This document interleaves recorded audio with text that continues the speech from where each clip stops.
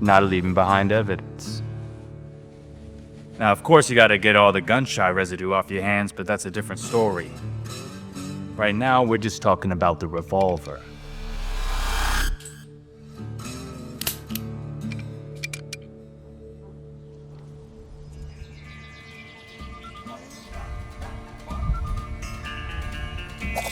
Back in the Wild Wild West, this is the type of shooter they would have.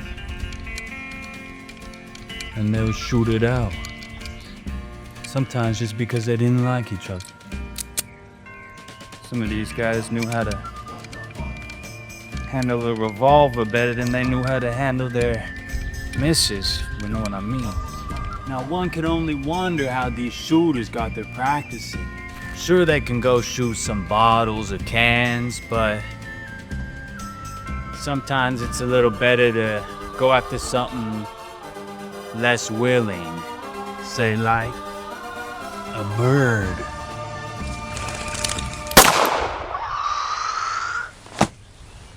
Got him.